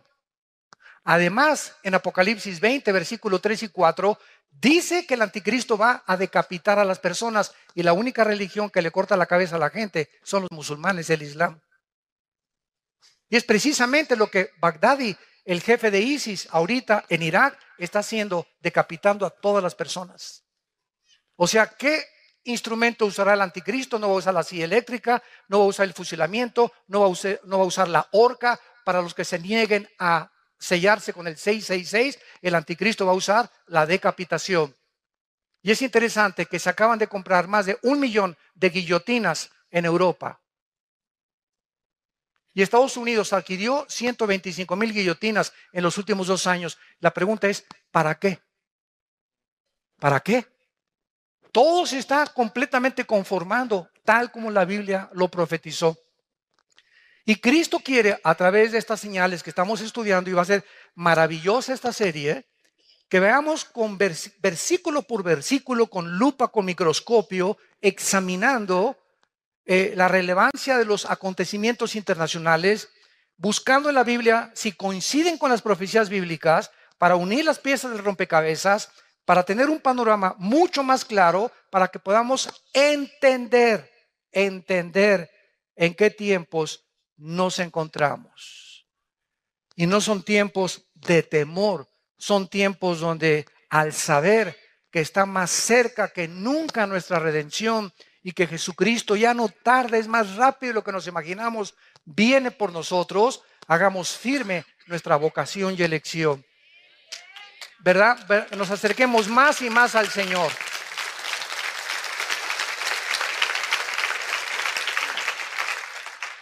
Ahora bien, no cabe duda, como decíamos, que estamos en el principio de dolores para retomar lo que iniciamos. ¿Por qué nos encontramos en el principio de dolores? Bueno, dice en el versículo 6, oiréis de guerras y rumores de guerras. Miren que no se turben porque es necesario que todo esto acontezca, pero aún no es el fin, porque se levantará nación contra nación y reino contra reino. O sea, se levantarán políticamente naciones unas contra otras y se levantarán grupos étnicos. Es increíble que la religión del Islam, que está dividida en dos ramas, los sunnis y los chiitas, que descienden los dos de Mahoma del año 630 después de Cristo. Los sunnis creen que ellos son los herederos de Mahoma, directamente a través de la línea física de Mahoma. Los chiitas creen lo contrario, que ellos por herencia o por autoridad se puede designar al descendiente de Mahoma. Entonces, por eso el Islam está dividido en dos ramas. Y ahorita los sunnis interpretan el Corán y dicen que el Corán dice que hay que matar a los infieles. Esta es la segunda parte del Corán, la toman literalmente. Y así Mahoma lo escribió antes de morir. Porque la primera parte del Corán, los suras, en lugar de versículos, se llaman suras en el Corán, dice Mahoma que hay que vivir en paz. Entonces tú encuentras musulmanes, ¿verdad?, de la religión del Islam, que peace and love, o sea, no se meten con nadie, ellos cumplen, ¿verdad?, están en contra del radicalismo islam. No todos son tan radicales como los musulmanes que derribaron las torres de Nueva York en el 2001, el 11 de septiembre, etcétera, etcétera. Pero aquí en el Islam encontramos esto precisamente, ¿verdad? Que los infieles son todos los que no sean musulmanes. Y ahorita los sunnis, increíble, están matando a sus propios hermanos chiitas. O sea, tú tienes que ser suní porque si no te mueres y te decapito. Y en Irak y en Saudi Arabia hay muchos chiitas. Y todo el norte del Medio Oriente, la mayoría son sunnis. Entonces los sunnis, encabezados por Baghdadi, están avanzando hacia Irak para matar a todos los chiitas, hermanos. O sea, ahorita Israel está aquí en el centro del huracán y es increíble que todo alrededor de Israel, ahorita se están matando sus enemigos entre ellos. Todos los enemigos de Israel se están matando entre ellos ahorita. O sea, en la misericordia Dios lo ha permitido. Y el punto final al que llegamos, que estamos en principio de los dolores, es lo siguiente. Gracias a la guerra civil de Siria, hay 4 millones de refugiados. Entonces, ahorita el secretario de Estado, John Kerry, acaba de entrevistarse con el jefe de las fuerzas militares de Rusia, diciéndole, oye, por favor, compadre, vamos a tratar de quitar a Assad, el presidente de Siria, porque ya el mundo está invadido de refugiados. ¿Qué vamos a hacer? Europa no tiene ahorita el capital. Ahorita el dólar es la moneda más fuerte del mundo ahorita en el siglo XXI, en el año 2015. El yen se devaluó, la libra esterlina se devaluó, el euro se devaluó y ahorita los bancos americanos son los más fuertes otra vez económicamente. Más todavía que China, que tiene la mitad de los dólares guardados porque Estados Unidos es su principal socio comercial. Entonces Kerry le dice al jefe militar de Rusia, oye, vamos a quitar a Assad. Y entonces ellos le contestan, ¿verdad? ¿Sabes una cosa? Si quitamos a Assad, vamos a quitar la base naval más grande que Rusia tiene en Siria. Y Siria necesita el contacto con el mar Mediterráneo porque de otra forma no tiene ningún otro acceso. Si tú ves en el mapa Siria, no tiene acceso más que a través de Rusia, para poder tener una flota de portaaviones y de destroyers. Y el mar Egeo que está cerca de Ucrania. Entonces, quitar a Assad es bloquear a Rusia y sus intentos de volver a resurgir el imperio de la Unión de Repúblicas Socialistas Soviéticas. Ahora, a Rusia lo respalda China. Y Rusia y China forman parte en el Consejo de Seguridad de las Naciones Unidas de las naciones más influyentes. Entonces, ahorita el Consejo de la ONU está gobernado por Rusia, China e Irán. porque Rusia sigue también apoyando a Irán, e Irán apoya y sostiene a Hezbollah, el grupo terrorista que se encuentra en el Líbano. Y ahorita es un relajo completamente el Medio Oriente y nos encontramos con millones de migrantes. Prenda la televisión ahorita a las 24 horas del día, te parte el corazón, te parte el corazón. Los niños ahogándose en el mar, se suben a una lancha para ir en el Mediterráneo para escaparse de Siria, etcétera, etcétera. Y como nada más caben 10 o 15 en la lancha, a los que no sirven los ahogan. Porque si no, la lancha se hunde, no puede aguantar más de 15 personas o 20 personas. Y vemos a los niños flotando ya en el mar, sacrificando a los niños, porque no quieren que los niños vengan con ellos, para que los niños no sufran el hambre que van a sufrir como refugiados en Europa, porque Europa no tiene que darles para comer. Este es el siglo, damas y caballeros, que en el siglo XX los ateos dijeron, la tecnología y los descubrimientos científicos y tecnológicos que el ser humano ha alcanzado en el siglo XX son los que compondrán el mundo, y la ciencia es nuestra diosa, y junto con el dinero y el sexo. Y no han pasado más que 15 años en el inicio del siglo XXI, donde el hombre se encuentra haciendo el ridículo como administrador del planeta Tierra. Los políticos han perdido completamente la brújula, la moral está por los suelos, el mundo está confundido, la pobreza aumenta y se voltean contra Dios. ¿Dónde está Dios? ¿Dónde está Dios? ¿Dónde están tus pecados? Como dice en Santiago capítulo 4, ¿de dónde vienen las guerras? No le eche la culpa a Dios de vuestras pasiones que combaten unas con otras dentro del corazón. Porque dentro del corazón del ser humano hay ambición, hay envidia, hay codicia de tener más terreno, de combatir a esto, de tener mi imperio, de vivir para mí, para mis intereses. Y esta es la razón por la cual el mundo tiene que llegar al nivel que la Biblia profetizó hace 2000 años. Y es el mundo que estamos viviendo. Y es la oportunidad más grande que tenemos, porque para esta hora nacimos. Para esta hora ha llegado la iglesia para hacer luz. Ahorita tu familia, en tu escuela, en tu bufete, en tu taller mecánico, en tu consultorio médico, en tu trabajo, ahorita toda la gente que tienes a tu alrededor están en tinieblas, viven en tinieblas, en la inmoralidad, en la confusión política, filosófica, religiosa. Y es el momento que levantes la luz, que alumbremos, somos la luz del mundo. La iglesia tiene que despertar, tenemos que entender cuál es nuestra misión. No es venir aquí este domingo nada más bajo 4 paredes y estar aquí calentando en la silla y de lunes a viernes. Ni siquiera te acuerdas de la Biblia ni de Dios. Ni a nadie le hablas de Cristo desde que te convertiste. No has ganado ni una sola alma para el reino de Dios. ¿Y así esperas irte en el arrebatamiento de la iglesia? Muchos me dirán, Señor, Señor. Acuérdate eso en Mateo capítulo 7. Muchos me dirán, Señor, Señor. Hablamos en lenguas. Hasta ruso hablamos. Hicimos señales. Hicimos milagros. Y les dirá el Señor, nunca los conocí, hacedores de maldad. Porque no son por los dones por los cuales nos conocemos por el fruto, no por los dones. Los mormones hablan lenguas, los católicos hablan lenguas. No vengas a pantallar con que hablas en lenguas. Si lo tienes, gracias a Dios, pero no es una evidencia completa, porque pueden ser también lenguas demoníacas. Hay las de Dios originales y el diablo también las puede producir. Los hindúes hablan en lenguas, los santeros en Cuba hablan en lenguas. Entonces no nos confiemos que porque tenemos dones y que esto y que el otro. Se me apareció Juan Gabriel anoche y se me apareció por el amor de Dios. Perdón, Gabriel. Le quitamos el Juan, ¿verdad? Vean ustedes en Juan capítulo 16. Denle vuelta ahí a Mateo. Está Lucas y tenemos a Juan 16. Que el Señor se refiere a las señales de estos tiempos que estamos viviendo, tsunamis, terremotos, caída de la bolsa, caída del petróleo. Nunca el petróleo había caído al nivel en que se encuentra actualmente. Incendios forestales, contaminación de los mares, de los millones de litros de petróleos que el mar ya, ¿verdad? Las focas llegando a las playas muertas, los pelícanos muertos llenos de petróleo. Las ballenas están metiéndose a la playa muertas también.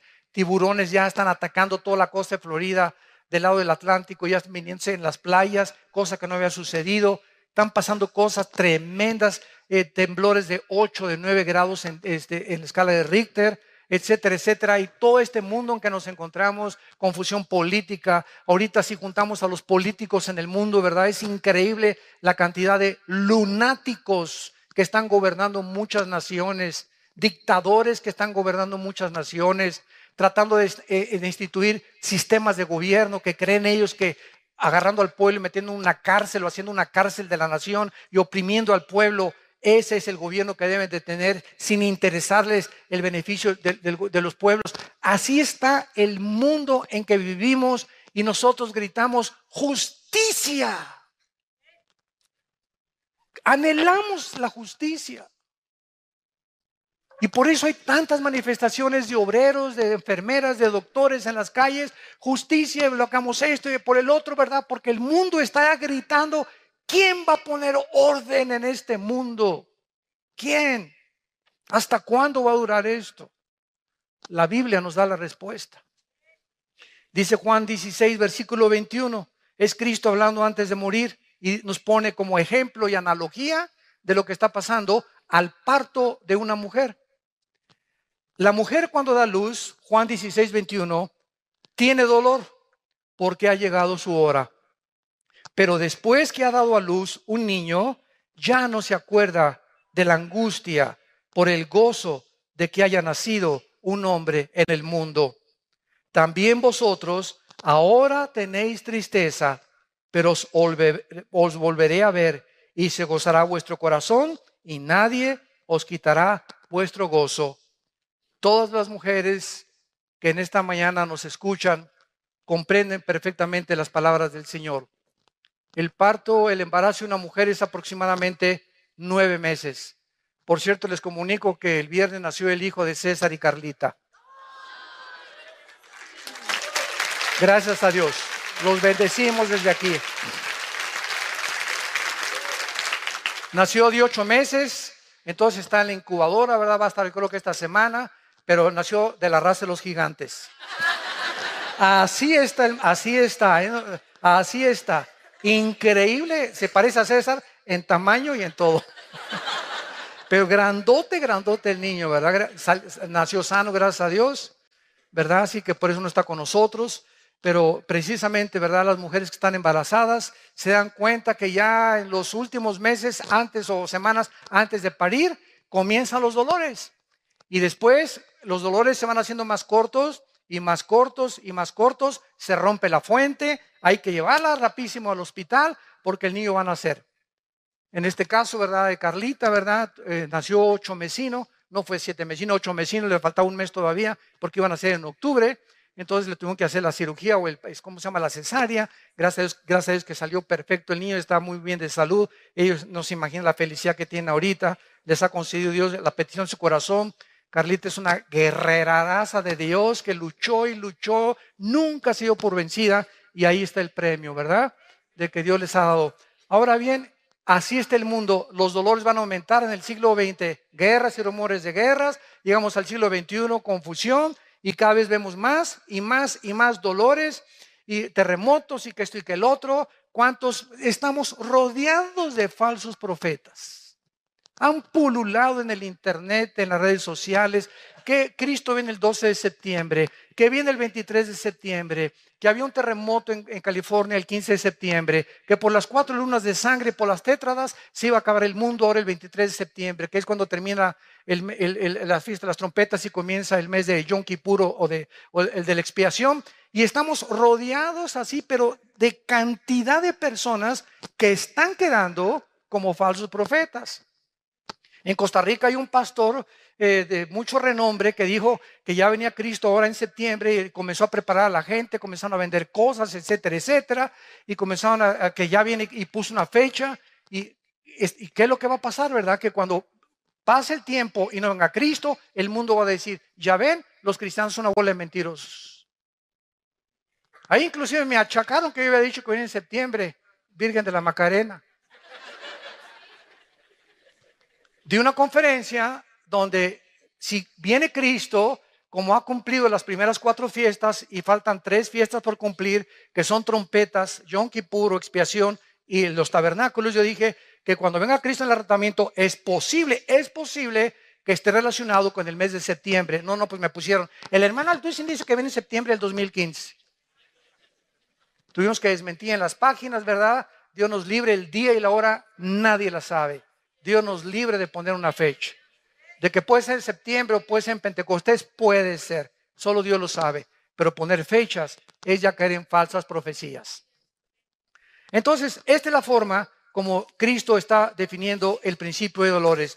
Ahora, regresemos al versículo 6 de Mateo 24 y veamos el período de las guerras a la luz de la historia.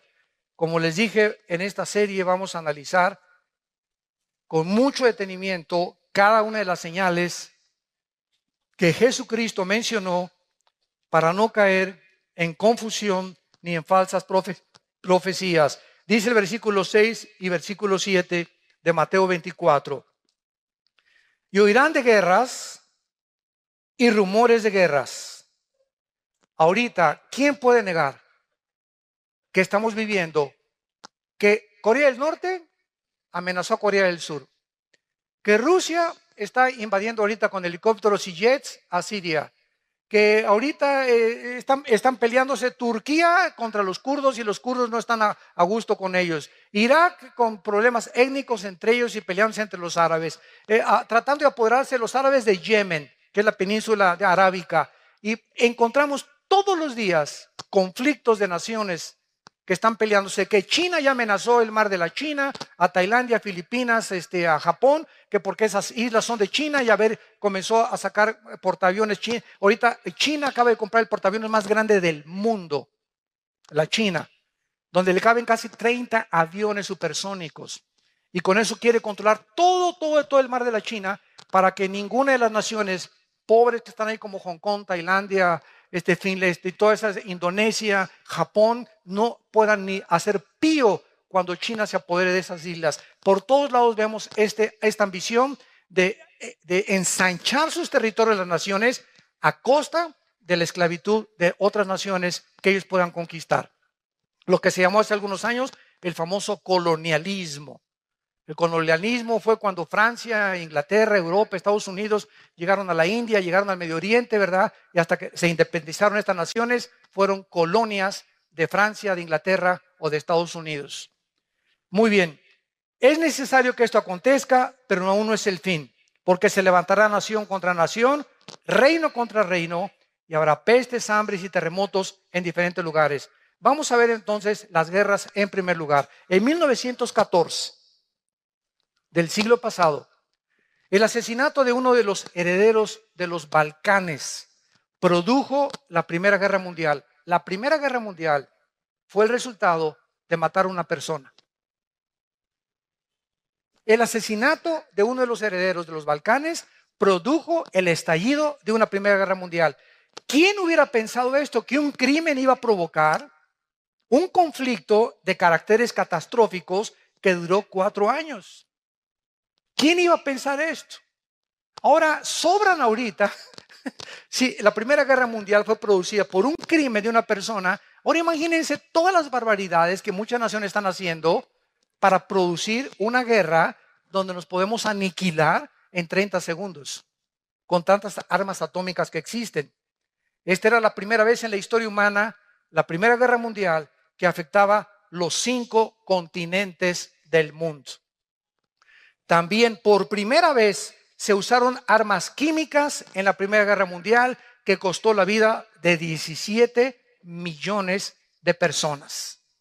Después de esta guerra, la Primera Guerra Mundial, se formó la Liga de las Naciones con el propósito de evitar guerras posteriores. Sin embargo, después de 1917 pasaron muy pocos años hasta que en 1939 explotó la Segunda Guerra Mundial.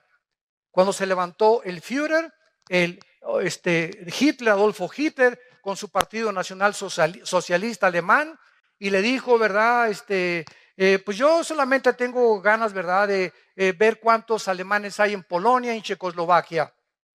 Y entonces en el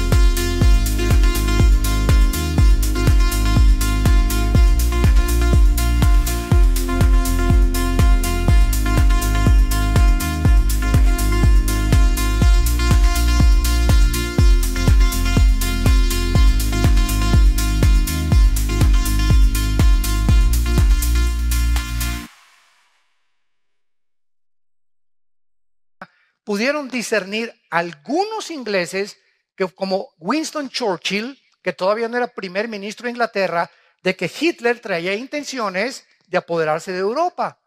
Entonces Inglaterra mandó a un empresario que se llamaba Chamberlain, que era el primer ministro de la Cámara de los Comunes en Inglaterra, y llegó Chamberlain a entrevistarse con Hitler. Y entonces Hitler platicó con Chamberlain. Es exactamente lo que está pasando ahorita en el Medio Oriente. Y Hitler le dijo: yo soy peace and love. Diles a los ingleses y diles a todos ahí en el Reino Unido que no hay problema, yo no voy a invadir Europa. Entonces Chamberlain regresó a Inglaterra con la bandera blanca, y todavía hay fotos de cuando baja el avión. Gloria a Dios, ¿verdad? No va a haber guerra, y todos los ingleses, etcétera, etcétera, etcétera. Poquitas semanas después de que Chamberlain comenzó a decir que no iba a haber guerra, Hitler invade Polonia y Checoslovaquia. Y entonces comienzan los ingleses a pensar que Winston Churchill tenía razón, y lo nombran entonces primer ministro. Y entonces Alemania invade Inglaterra, destruyó el 80% de la ciudad de Londres en la Segunda Guerra Mundial. Y Winston Churchill sale en Londres a caminar por todas las calles con toda la gente buscando a todos los heridos. Y entonces Winston Churchill junta a la aviación y combate o contraataca a los nazis. Y Hitler se asusta de darse cuenta que los ingleses tienen un poderío tremendo en la aviación. Entonces vemos nosotros de qué forma esta guerra mundial, ¿verdad? Tuvo que tener consecuencias gravísimas, donde murieron 6 millones de judíos. Hitler se olvida de Rusia, Hitler se olvida de Estados Unidos e Inglaterra, se junta con Mussolini en Italia y comienza a perseguir a los judíos, que en aquel tiempo ni nación, ni ejército, ni pistolas tenían los judíos. Y nadie entiende ahorita, los estudiantes de sociología, por qué Hitler odiaba a los judíos y nombró la solución final para acabar con el pueblo judío. ¿Qué fue lo que pensaba en su corazón Hitler? ¿O cómo veía a los judíos? ¿De enemigos cuando ni siquiera tenían armas para pelear contra él, ni nación donde poder reunirse? La Biblia nos da las respuestas a lo que la historia y los investigadores no han podido descubrir. Además de esta guerra mundial, Segunda Guerra Mundial, costó 70 millones de vidas. 70 millones de vidas. Y por primera vez, en 1945, el mes de agosto, se usan 2 bombas atómicas con 1 millón de kilotones o de toneladas de dinamita cada una en 2 ciudades y en un puerto japonés, Hiroshima y Nagasaki, matando a cerca de 200,000 japoneses.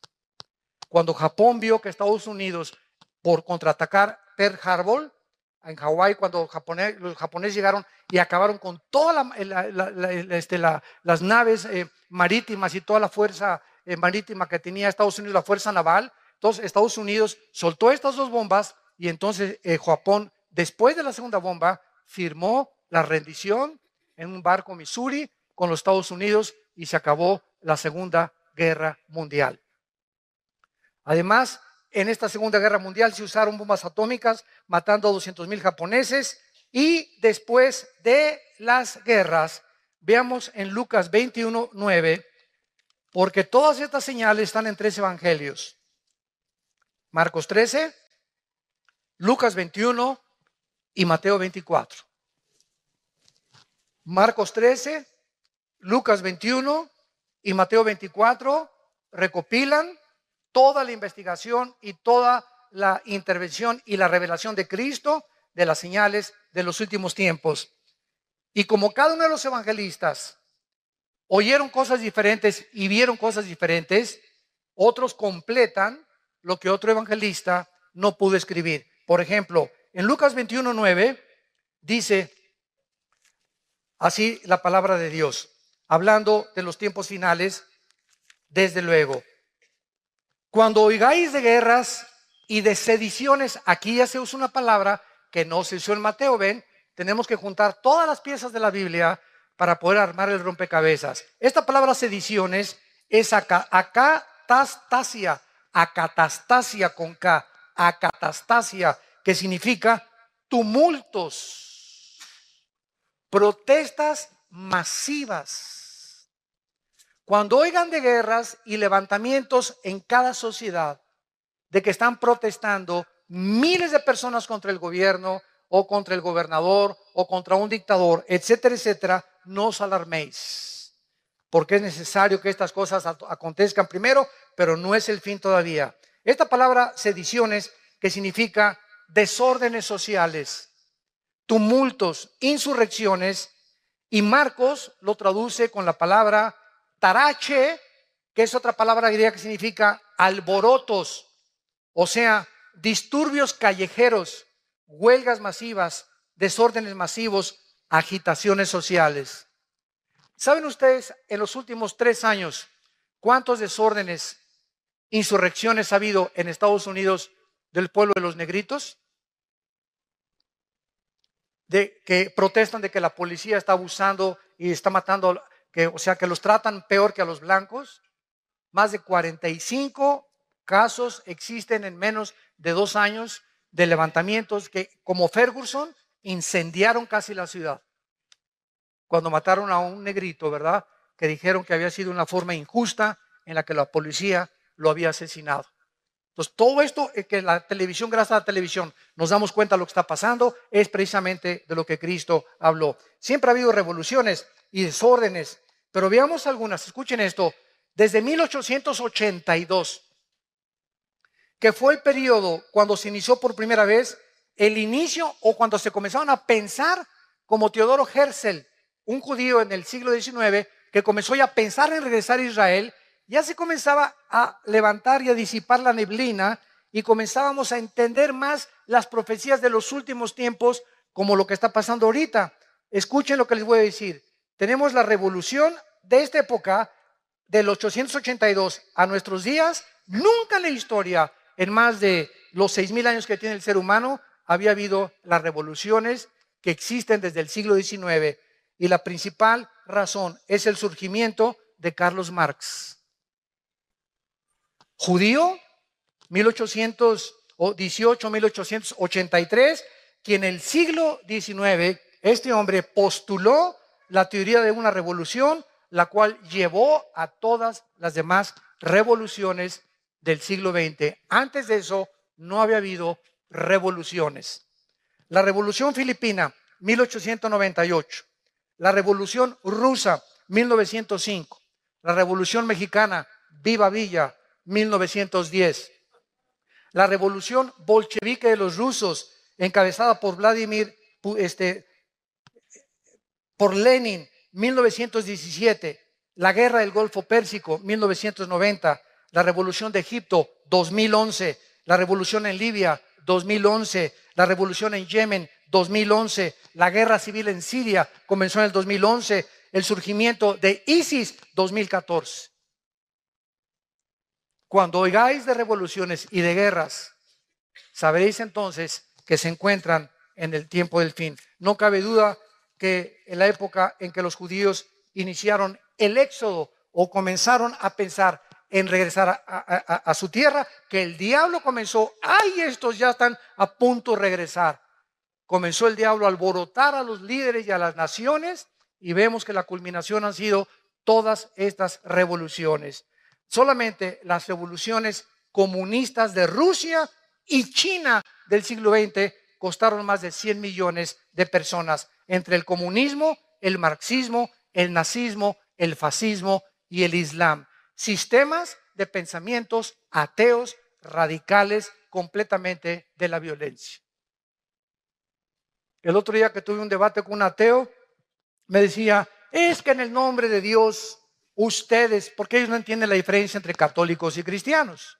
No, ustedes, la Inquisición mataron a cerca de 500,000 de personas, Torquemada en España por órdenes del Vaticano. Y ustedes en el nombre de Dios, etcétera, etcétera. Miren en el nombre de Dios los musulmanes lo que hicieron en las Torres Gemelas. Todo es en el nombre de Dios. Ustedes son más fanáticos que nosotros. Le dije, discúlpame, pero júntame todas las veces en las que tú puedes culpar a la religión de que ha habido muertes. Y yo te junto simplemente en un siglo, en el siglo XX, más de 150 millones muertos por el ateísmo, por regímenes ateos. Los casi 150 millones de muertes en el siglo XX fueron debidos al comunismo, al nazismo y al fascismo. Así que le dije, ¿de qué estás hablando? cállate la boca antes de hablar. Solamente en el 2011 hubo protestas revolucionarias masivas en Algeria, en Bahrein, en Irak, en Omán, en Irán, en Kuwait, en el Líbano, en Marruecos, en Arabia Saudita y en Sudán. La llamada primavera árabe, ¿se acuerdan? Que no todas las revistas y todas las clases sociales en el mundo atrajo la atención mundial de que nos encontrábamos en los últimos días. En conclusión, escuchen, del año 1882 a 1992 ha habido más de 70 revoluciones, levantamientos, insurrecciones juntos, y de 1882 al 2012 encontramos más de 434 revoluciones y golpes de Estado. Ahora tenemos en segundo lugar las hambres. Regresamos a Mateo, y ya que hemos visto y estamos comenzando a entender con más profundidad por qué Jesús dijo que aunque siempre ha habido guerras, en los últimos tiempos se conjugarían todas estas señales, vemos en segundo lugar las hambres. Versículo 7, y habrá guerras, pestes y hambres. Veamos primero la diferencia, qué importante es esto, entre las hambres agudas y las hambres crónicas. Apúntalo, son dos cosas diferentes para que podamos argumentar y podamos sostener un debate con las personas. Porque es muy importante, siempre que argumentas o estás debatiendo a alguien, es muy importante definir los términos. ¿Qué quiere usted decir con esa palabra, Señor? ¿Qué quiere usted decir con esa definición? Es como en la abogacía. En un contrato, por ejemplo, una coma hace que el contrato que tú tienes de renta o el contrato que tú tienes para cualquier otra índole dentro de la abogacía o dentro del derecho cambie completamente el significado de esa oración. Rápidamente un ejemplo. Dice la Biblia que cuando el ladrón junto a la cruz moría, Cristo le dijo: en este día estarás conmigo en el paraíso. Y una secta que se llama Los Testigos de Jehová le cambiaron eso y le pusieron una coma. Y le pusieron: de cierto te digo, en este día que estarás en el paraíso. ¿Se dan cuenta? Una coma, cómo cambia el significado de una oración. Por eso es tan importante cuando estamos debatiendo y en la apologética definir los términos y saber de qué se trata. ¿Qué me quieres decir con eso? ¿O qué término estás usando? Pero el hambre aguda es el resultado de las guerras. Todas las guerras producen hambres o diversas catástrofes, por lo que en estas circunstancias la mayoría de la gente se queda sin comer. Entonces las guerras producen hambre, son las hambres agudas. Y las hambres crónicas, por el contrario, es el resultado de la mala nutrición, como los niños de Biafra, de algunas zonas pobres, donde la gente está muy mal alimentada, porque las naciones ricas, no Dios, las naciones ricas que van a ser juzgadas, no les interesa ayudar a gentes o a gentes que no tienen ni siquiera para comer, cuando si se repartiera el dinero, ¿verdad?, en todo el mundo, podría haber un poco de equidad, pero no era lo que perseguía Carlos Marx. Carlos Marx perseguía la lucha de clases, que si la clase del proletariado derribaba a la clase, la burguesía, entonces el proletariado tomaba el poder. Pero fue lo que pasó en Cuba, fue lo que pasó en los países comunistas. Cuando el proletariado toma el poder, repite el mismo error y siguen ellos con otra dictadura disfrazada de otra manera. Veamos algunas hambres catastróficas en los últimos 2 siglos. 1916 y 18, la hambruna en el Líbano, 100,000 muertes, 1/4 parte de la población murió en el Líbano. 1961, la hambruna causada por un experimento chino que resultó en 40 millones de personas muertas, considerada la hambruna más grande de la historia, del 59 al 61, por un experimento de los chinos. 2005, la crisis de alimentos en Nigeria ha matado a más de 300,000 niños que se han muerto de hambre. Tú tienes una torta, tienes buñuelos, tenemos una soda, tenemos cornflakes, un petate donde, como decía mi abuelo, donde echarnos. Por lo menos un ladrillo, le pones un periódico y lo usas de cojín. Pero hay gente que ni siquiera tiene eso en el mundo. Ahorita al ver estos millones de refugiados, nos parte el corazón. Yo imagino, yo le dije a mi esposa hoy en la mañana, me imagino que sucediera esto, que alguna vez nos sucediera esto en México, ¿verdad? Que sales de tu casa sin nada, más que con la pijama que traes puesta tal vez, a un destino incierto. No sé dónde vamos a dormir hoy, están durmiendo en los autobuses, en los trenes, en los rieles de los ferrocarriles. ¿Qué me va a dar trabajo? ¿Vamos a sobrevivir? ¿Qué futuro tienen nuestros hijos? Y nosotros aquí todavía con casa, por lo menos tienes un jacal, por lo menos tienes un lugar donde llegar, por lo menos tenemos una seguridad, ¿verdad? O un país donde se ha respetado el evangelio, podemos hasta ahorita vivir en paz. Démosle gracias a Dios por el amor de Dios. Démosle gracias a Dios.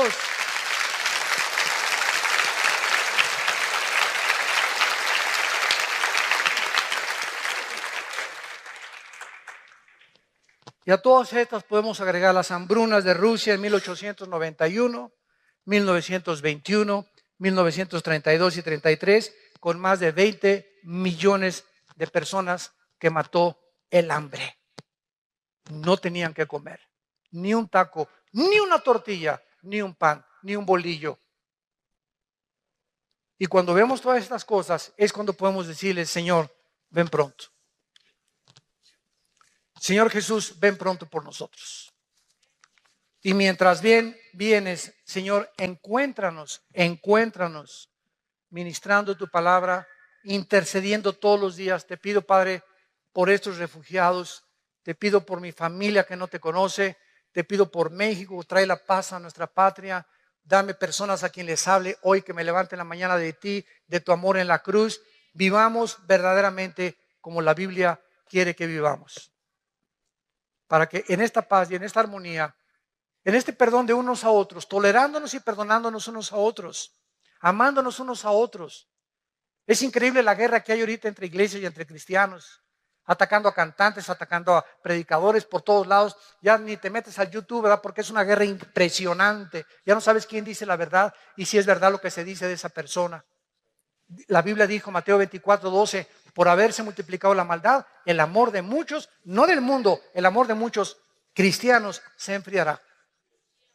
Y es una de críticas ahorita, de hermanos y de predicadores. Y oíste esto, y por aquí y por allá es un morbo insano en el que ya está penetrando como un cáncer, como una corrupción a la iglesia. Y se nos olvida que Jesús oró, oh Dios, te pido que ellos sean uno como tú y yo somos uno. Juan 17:21. Y que os améis con amor sincero, que a tu hermano que te ha ofendido lo perdones. Y si él no te quiere perdonar, es su problema. Pero por favor, dice Cristo, nunca guarden rencor en sus corazones. Saquen toda amargura, toda malicia, toda inmundicia de tu vida. Tú no puedes darte el lujo de odiar ni tener rencor contra nadie. Hayan hecho lo que te hayan hecho, perdónalos. Perdona, porque si tú no perdonas, la gracia de Dios se interrumpe en tu vida. Hebreos 12:15. Es una amargura, es un veneno la amargura de estar guardando algo contra alguien o contra lo que te hicieron, porque va a arruinar tu vida espiritual y te impide discernir la voluntad del Espíritu y no puedes tener el entendimiento para conocer su voluntad. Oremos. Padre, gracias por tu palabra. Gracias, Señor, por esta revelación en la cual es una preparación para que no vengas como ladrón en la noche a nuestras vidas. Porque somos hijos de la luz, no somos de la noche.